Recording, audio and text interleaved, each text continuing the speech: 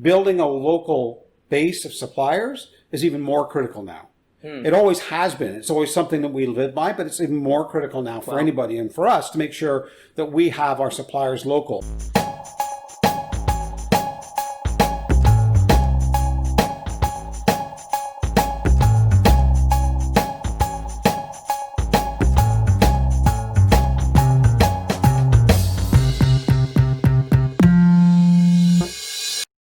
Dana's doing a lot.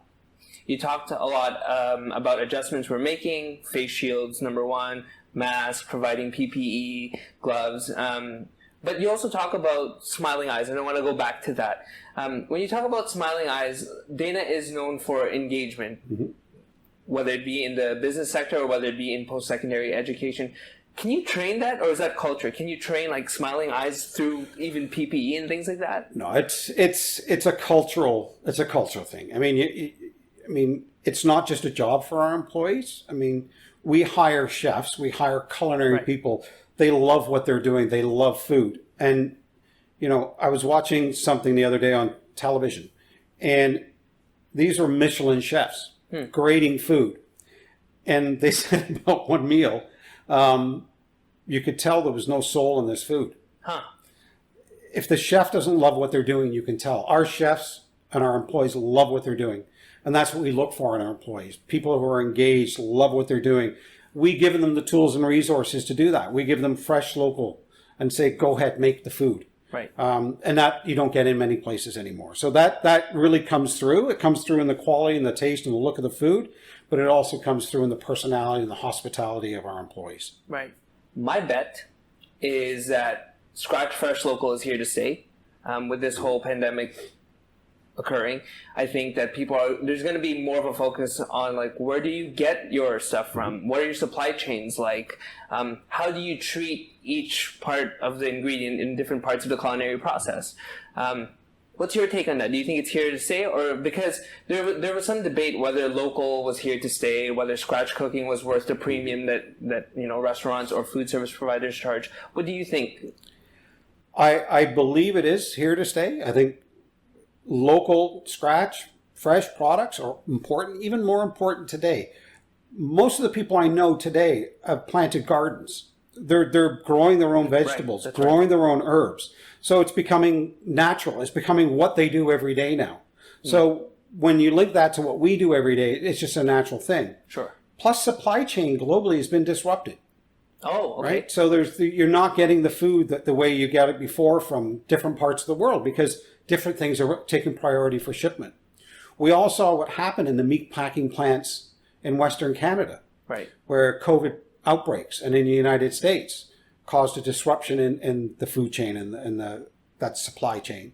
So building a local base of suppliers is even more critical now. It always has been. It's always something that we live by, but it's even more critical now for anybody and for us to make sure that we have our suppliers local that take care of us so we can take care of our customers in the community that we work in as well. Right. That's huge. You just spoke a lot about suppliers. How important is being tight-knit and not just, being on a transactional basis, but really forming partnerships with suppliers at this stage of the game? As an operator, it's critical for me to know that, so integrity is important to everybody, and integrity is very important for me. And when I'm talking to my customers and I'm on a sales call or something, and when I say fresh, scratch, local, I've got to know in my heart of hearts that I mean that. So for me as in operations, it's critical that we have local suppliers and that we're making it fresh and we're making it from scratch. Because it's me, it's part of me. And if I'm going to go out there and tell people that's what we do, we better be able to do it. So it's critical that we have those suppliers. Quite honestly, if we weren't doing that, if we were just, the old saying, greenwashing it, I wouldn't be here. I honestly, I wouldn't be working for Dana. I believe hospitality is what I do. Fresh, scratch, local food is such an important part of everybody's life. It's community, it's family, it's around the table. And I believe it and we deliver it. And that's important to me. And the suppliers are critical to that. What do you think makes Dana different in this kind of era? Like, how are we standing out? What do you think we have to offer that's very different from a lot of food service providers? Well, one of the, we've touched on restaurants, and we're in the hospitality food services industry. But a big difference in our world is that we see our customers every day. Unlike a restaurant that may see them once a week, once a month. We see our customers every day, so we've got to excite them every day. We've got to create authentic, real, fresh, from scratch food every day to keep them coming to our cafes. And we do an exceptional job doing that. And one of the biggest reasons is our chefs understand our customers. They talk to our customers, they get feedback from our customers. We have customer days where they choose the entrees that are going to be served. And it's critical. Not unlike most other people, I go to a restaurant or a regular restaurant because I enjoy something. And the chef, the way they produce something, excites me, and that's why I want to go. Well, imagine if you had to do that every day, which our chefs have to do. So it's really about they connect with the customers. The food they produce is phenomenal. They work at it every day. They're allowed to customize specifically for their customers. It's not out of a box. It's not out of a bag. It's made fresh. And we understand the needs of our customers. So if there's dietary restrictions, we can manage that process very easily. And the chefs take care of our customers. So it's a different type of relationship our employees have with our customers. It's not a occasional relationship. It's almost an everyday relationship. And Sure. it's almost like a family relationship because you're feeding them every day like they are eating at home. So we really need to understand what they enjoy, what they don't enjoy, and really excite them to come to our cafe. And the best way to do that is, fresh, authentic, from local products. I'm going to give you the last word here.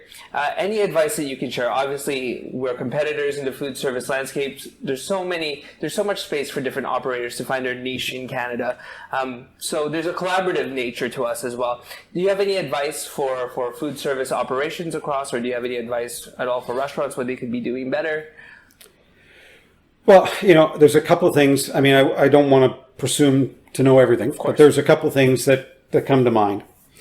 And if you're an independent operator and you started your own place, your own business, and just remember why you started it and how you started it. And this is almost a do-over.